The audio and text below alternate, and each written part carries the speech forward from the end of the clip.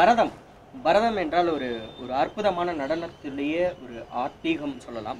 So பரதத்தின் தாயுமான திருச்சி ஸ்ரீரங்கம் பகுதியில் ரேவதி முத்துசாமி அவர்கள் நம்ம கூட இருக்காங்க. வணக்கம். வணக்கம். வணக்கம். பரதத்தோடைய மாஸ்டர் நீங்கள். உங்களுக்கு தெரிஞ்சது மட்டும் இல்லாமல் மற்றவங்களுக்கும் கற்பிச்சிட்டு இருக்கீங்க. மற்ற பெண்கள் ஸ்ரீரங்கம் பகுதியில் நிறைய பேரை உருவாக்கிட்டு இருக்கீங்க. உங்களுடைய அனுபவங்கள் எப்படி இருக்கு?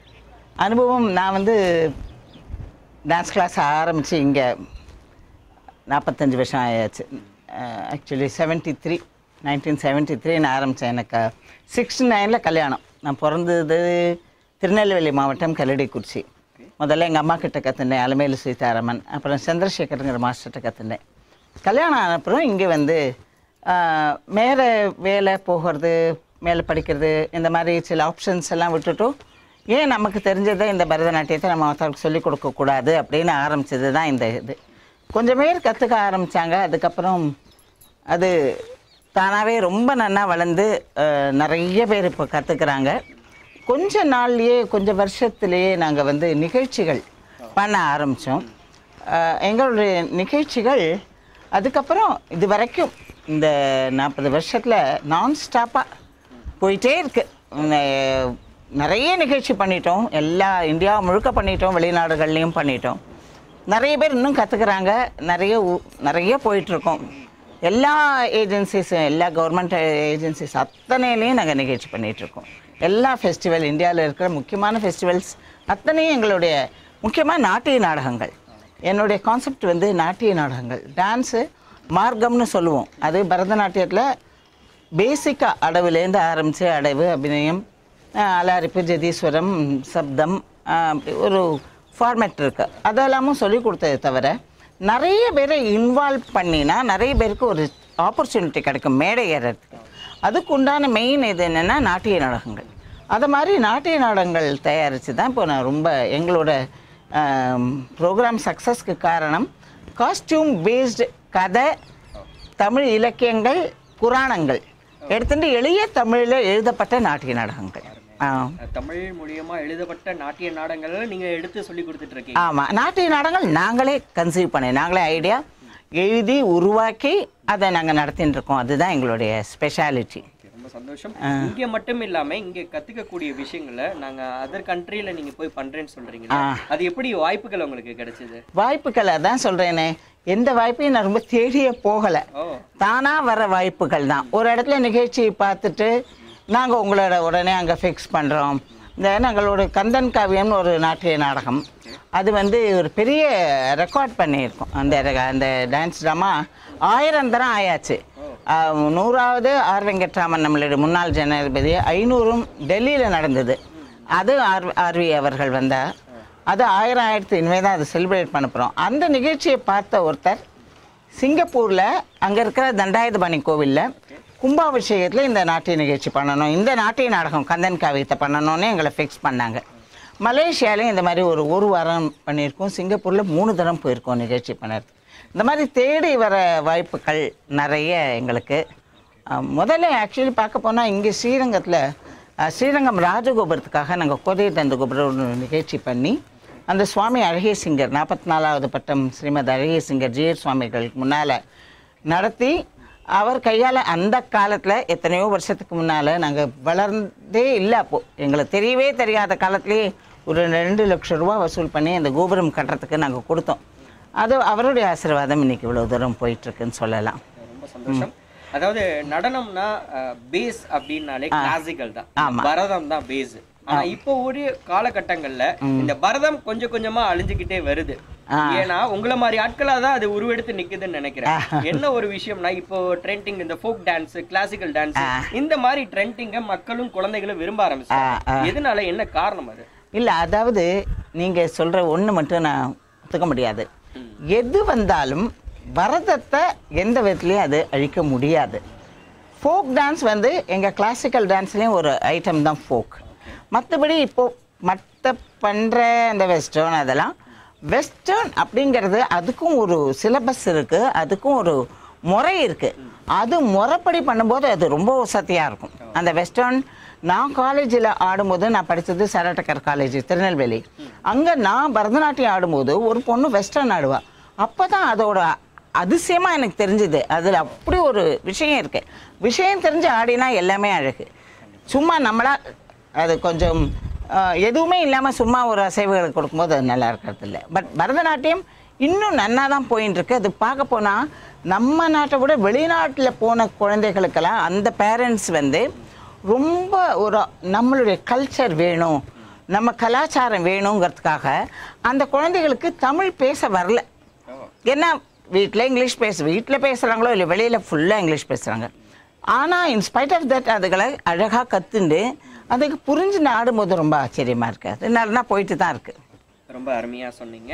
இப்போ வந்து உங்ககிட்ட ஸ்டூடெண்ட்ஸ்லாம் நிறைய பேர் இருக்காங்க. ஆமாம். எந்த வயசுலேருந்து இந்த பரதத்தை கற்றுக்க ஆரம்பிக்கலாம்? இல்லை, நான் வந்து 5 வயசு முடிஞ்சு 6வது வயசு வந்தப்பறம் தான் நான் ஸ்ட்ரிக்டாக சேர்த்துக்கிறேன்னு சொல்கிறேன்.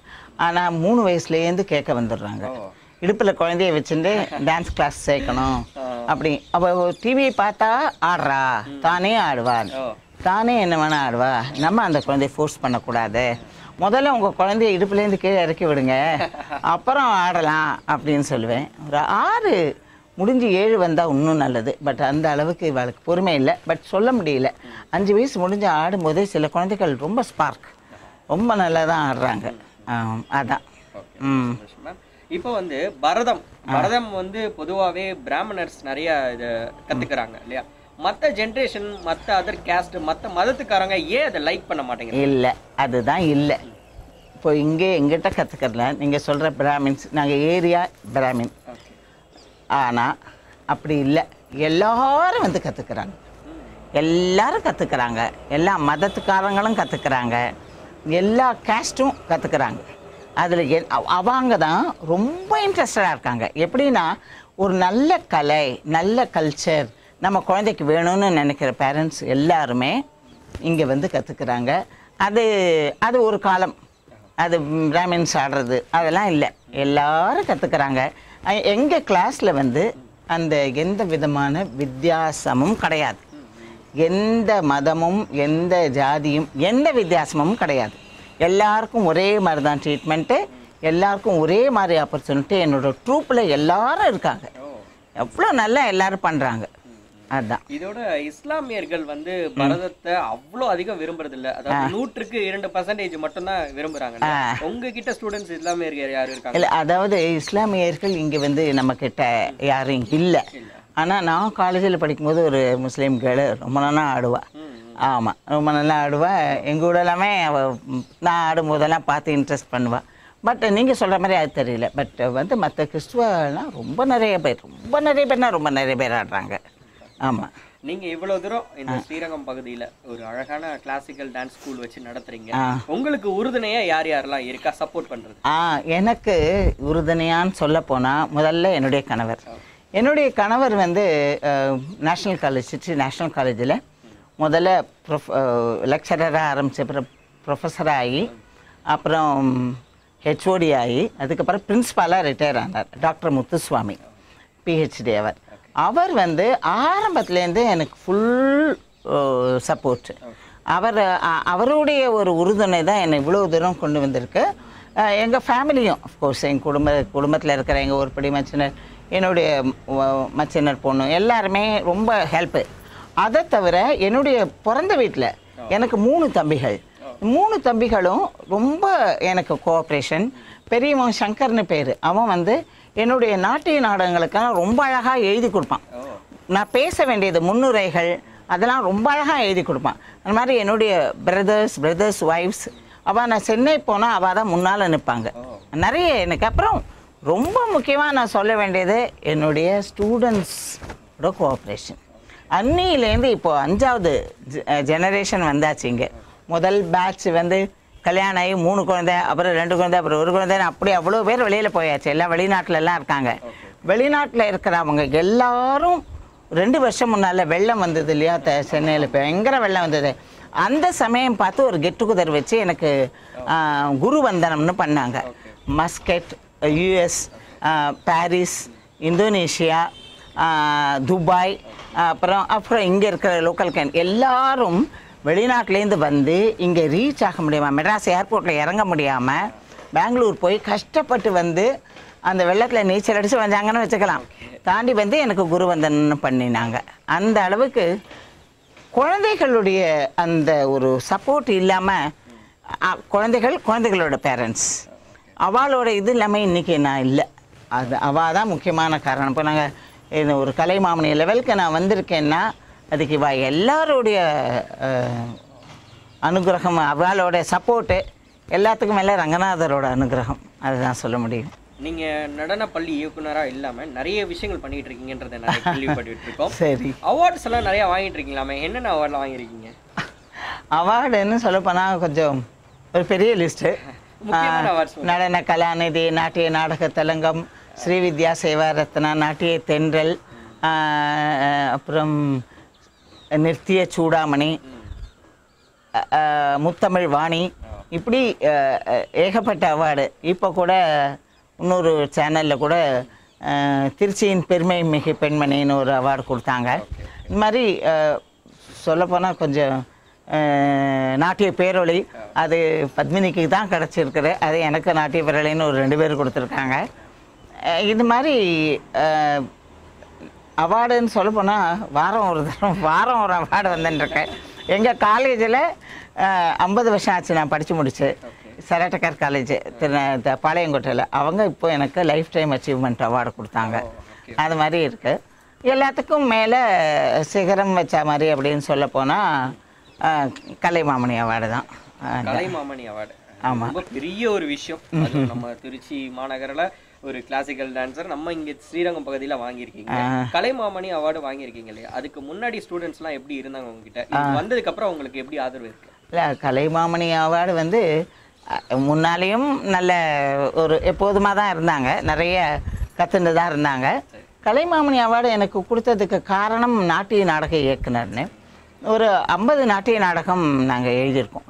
எழுதி புதுசாக ஐடியாஸ் எல்லாம் எழுதுறதுக்கு சக்தி சரணன் ஒரு கவிஞர், திருச்சி பாரதன், கலைமாமணி திருச்சி பாரதன், இசையமைக்கிறதுக்கு கோவிலடி ரங்கராஜன், அப்புறம் திருச்சி ஜெகன், அப்புறம் திருப்பி எழுதுறதுக்கு ஒரு ஜெனரேஷன் அவங்கெல்லாம் காலமானப்புறம் இப்போ கோமதி வெங்கட், கோதாஸ்ரீ இவங்கெல்லாம் நிறைய எழுதுகிறாங்க.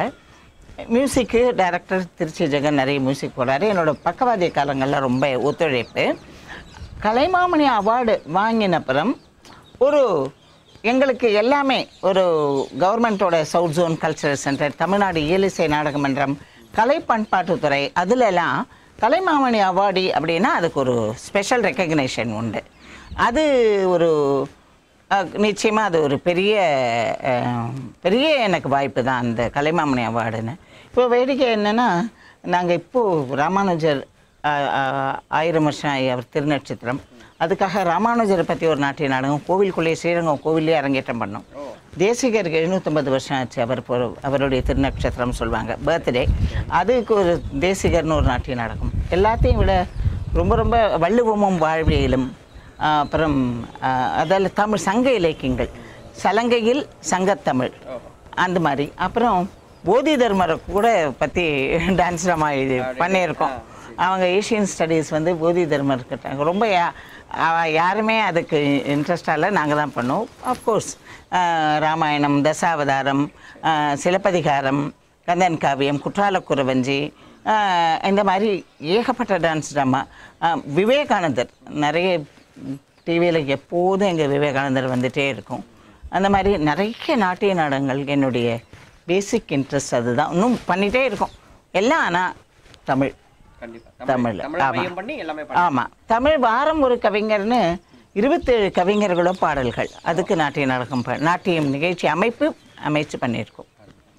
ரொம்ப அழகாக நிறைய விஷயங்கள் பகிர்ந்துக்கிட்டீங்க. உங்களுடைய அந்த டான்ஸ் நீங்கள் நிறைய பேரை உருவாக்கிட்டு இருக்கீங்க. இன்னும் நீங்கள் மென்மேலும் வளரணும். என்னுடைய சர்வ மனமார்ந்த வாழ்த்துக்கள். நன்றி. ரொம்ப நன்றி. நான் தான் உங்களுக்கு நன்றி சொல்லணும். இப்படி எனக்கு ஒரு வாய்ப்பு இந்த சேனல் மூலமாக ரசிகர்களை சந்திக்கிற ஒரு வாய்ப்பு எனக்கு கிடைச்சதுக்கு உண்மையிலேயே நான் ரொம்ப சந்தோஷப்படுறேன்.